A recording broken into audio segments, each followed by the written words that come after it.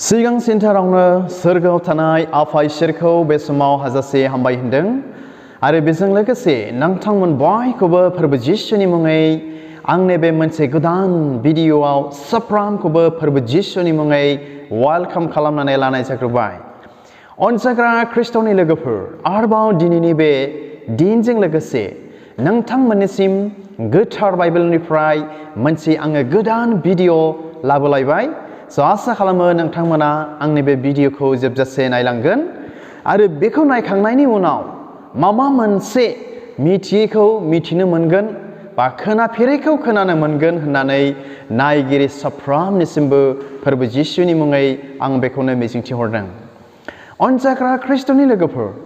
दिनैनि बे भिडिअनि गेजेरजों नोंथांमोन नायगिरि साफ्रोमजोंबो बे फिसा टपिकखौनो नोंथांमोनजों आङो सावरायनो सानदों।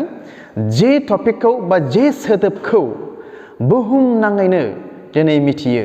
आरो बुहुमाव थांनानै थानाय साफ्रोमबो बे सोदोबनि बिसय मिथिनो मोनो। बे बुहुम नाङैनो मिथिजानाय बे सोदोबखौनो, बे वर्ड्सखौनो नोंथांमोनजों आं दिनै सावरायनो सानदों। अनजाग्रा ख्रिस्ट'नि लोगोफोर,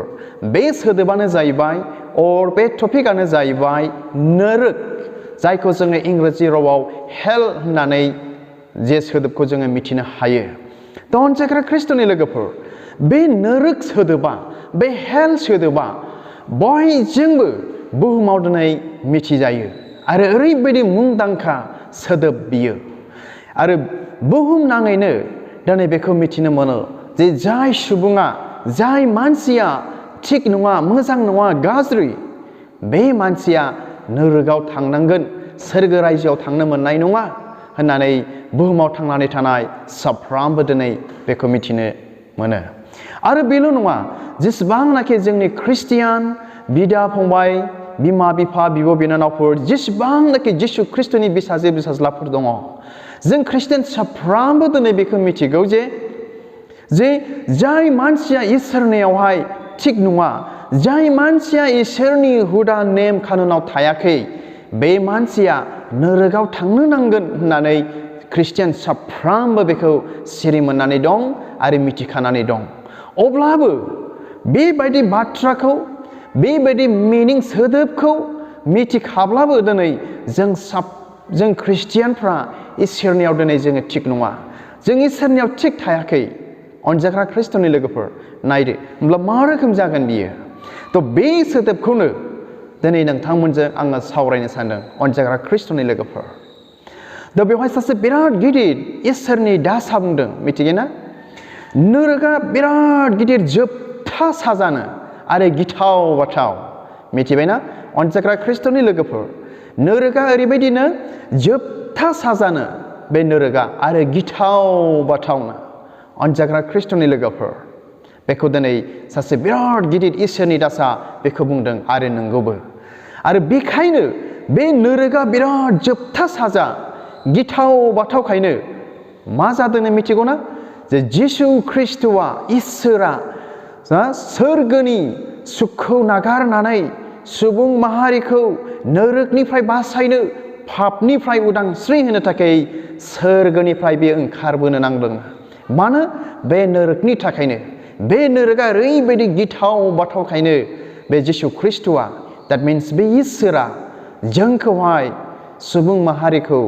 बासायनो थाखाय, नरकनि लामानिफ्राय बासायनो थाखाय दिनै बे गावनि सोरगोनि सिंहासनखौ, सुखखौ नागारनानैनो दिनै बे संसाराव दिनै फैदों। अनजाग्रा ख्रिस्ट'नि लोगोफोर, जायहा बिनि आदेशाव थागोन, जायहा बिनि हुकुमाव थागोन, बिनि थिननायखौ मानिगोन, बेखौ खुलुमगोन, बेखौ फोथायगोन, बे जोबनो रोङै गोजोन सोरगो रायजोखौ मोननो हागोन। दिनै बाइबेला दिनै जोंनो बेखौ फोरमायो। अनजाग्रा ख्रिस्ट'नि लोगोफोर, बेनिखायनो बे गुसुं भिडिअनि गेजेरजों जेसेबांनाखि आंनि भिडिअखौ नायग्रा, जेसेबांनाखि भिउवार्सफोर दङ, डियार भिउवार्स, बे गुसुं भिडिअनि गेजेरजोंनो आं साफ्रोमखौबो आं बेखौनो खावलायगोन, जे बेखौनो आङो खावलायो, जोङो दिनै नरकखौ गिथाव बाथाव होननानै जोङो मिथिबायब्ला, मिथिखानायमोनब्ला बा मिथिबायब्ला, आरो जोंनि मावनाय दांनाया थिग नङाब्ला जोङो इसोरनियाव थिग नङाब्ला जुदि नोरोगाव जुदि जोङो थांनांगोनब्ला होनब्ला जोङो मानो दासिमबो जोङो गाज्रि खामानि गाज्रि साननाय हनाय मावनाय दांनाय खोमा होज्लायनो हायै बेंज्लायनो हायै मानो जोङो बेबायदि जाबाय थाबावनो मानो जोङो बेबायदि लामायाव थाबायबाय थाबावनो बेनिखायनो बे गुसुं भिडिअनि गेजेरजों बेखौनो खावलायबाय नायगिरि साफ्रोमनिसिमबो फैदो अनजाग्रा ख्रिस्ट'नि बिसाफोर जोङो बे गाज्रि लामाफोरखौ नागारनानै जे लामाया जे बेबहारा नोरोगाव दैदेनलाङो जे गाज्रि खामानिफ्रा जोंखौ सोरगो रायजोनि लामानिफ्राय नोरोग लामाथिं जोंखौ बोलांगासिनो दङ बेफोरखौ नागारनानै बा बेफोरनिफ्राय एरखेनानै जे लामाया सोरगो रायजोआव हाबगोन जोङो बेजों जोङो थाबायदिनि अनजाग्रा ख्रिस्ट'नि लोगोफोर मानो होननानै बुङोब्ला जों साफ्रोमबो दिनै मिथिबाय नोरोगा गिथाव बाथाव बे गिथाव बाथाव जोबथा साजाखाय दिनै जिसु ख्रिस्ट'आ बेफोरबायदि गिथाव बाथावखायनो दिनै गाव मिथिनायखाय दिनै मा सोरगोनि सुखखौ नागारनानै नोंथांखौ जों बयखौबो बासायनो थाखाय दिनै बियो फैदों अनजाग्रा ख्रिस्ट'नि लोगोफोर बेखौ जोङो ख्रिस्टियान साफ्रोमबो गाहामथारै सिरियासै गुरुत्तर भाबै जोङो बेखौ मिथिथारनो नांगोन अब्लासो बे इसोरनियाव जोङो बोलोग्रा जोङो थांनानै थानो हागोन अनजाग्रा ख्रिस्ट'नि लोगोफोर अब्ला फैबे समाव बाइबेला मा रोखोम डिसक्राइब बा बिजिरनानै होदों जों गुसुङै जोङो थांनि आङो बे समावहाय नोंथांमोननिसिम बा माखासे गोबांथार बाइबेल रेफारेन्स वर्स सिरिफोर दङ बेखौ आङो फरायनाय नङा बेखौ फरायोब्ला मानोना भिडिअआ गोलाव जागोन ओंखायनो जायफ्रा बे बाइबेल सिरिफोरखौ फरायनो गोसो नोंथांमोना गावबा गाव बाइबेलाव फरायनो हागोन बेखौ आङो खावलायहरबाय बे समावहाय बाइबेला मोनबेसिम डिसक्राइब बा बिजिरनानै होदों बेखौ आं नोंथांमोननो खोन्थानो आखायाव लाबाय बेवहाय 7 पइन्ट्स बेवहाय दङ 7 पइन्ट्स आङो नाम्बार 1आव बेखौनो मोननो हादों दे नोरोगखौ बेबायदि बिजिरदों बाइबेला नोरोगाव दङनो गाबनांनाय नाम्बार 1 weeping that means गाबनांनाय दंनो नोरोगाव अनजाग्रा ख्रिस्ट'नि लोगोफोर बाइबेला दिनै बेबायदि बिजिरनानै बा रोखा खालामनानै होदों बे बाइबेल सिरिखौ मोननो हागोन गाहाम खौरां माथाइनि 8 बालाबनि 12 सिरि Gospel of Matthew chapter 8 verse 12 बेखौ फरायोब्ला नोंथांमोना मोननो हागोन जे नोरोगाव गाबनांनाय दङ होननानै and number 2 point wailing बिराद दुखु खालामनाय दङनो नोरोगाव मिथिबायना नाम्बार 2 आव दङ जे नोरोगाव बिराद दुखु खालामनांनाय दिनै दङना बिराद दुखु दङनो दिनै नोरोगाव अनजाग्रा ख्रिस्ट'नि लोगोफोर बे बाइबेल सिरिखौ नोंथांमोना मोननो हाबावगोन जे गाहाम खौरां माथाइनि 13 बालाबनि 42 सिरि Gospel of Matthew chapter 13 verse 42 and number 3 point बाइबेला बेबायदि रोखा खालामनानै होबावदों gnashing of teeth माने नोरोगाव बेबायदि हाथाय अरखे नांनाय दंनो सानायजों ना गोबांथार दुखु दाहाजों आलौनायजों बायदि रोखोम खस्थ' मोननांनायजों बे नोरोगाव हाथाय अरखे नांनाय दंनो अनजाग्रा ख्रिस्ट'नि लोगोफोर बे बाइबेल सिरिखौ नोंथांमोना मोननो हागोन गाहाम खौरां माथाइनिनो 13 बालाबनि 50 सिरि Gospel of Matthew chapter 13 verse 50 अनजाग्रा ख्रिस्ट'नि लोगोफोर जोङो दिनै बेखौ मिथिथारनो नांगोन and number 4 point दानिया 4थि पइन्टआव बुंदों मा बाइबेला रोखा खालामना होबावदों नोरोगाव खोमसि खोमब्लाव दिनै दंबावनो darkness नोरोगाव मिथिबायना बे नोरोगाव खोमसि खोमब्लाव दिनै दंबावनो अनजाग्रा ख्रिस्ट'नि लोगोफोर बाइबेला दिनै बेखौ रोखा खालामनानै होदों बेखौ मोननो हागोन आरोबाव गाहाम खौरां माथाइनिनो 25 बालाबनि 30 सिरि नोंथाङा नोंथांनि बाइबेलाव फरायदो बे बाइबेल सिरिफोरखौ मा बुंदों बे बाइबेल सिरिफ्राव आरोबाव नाम्बार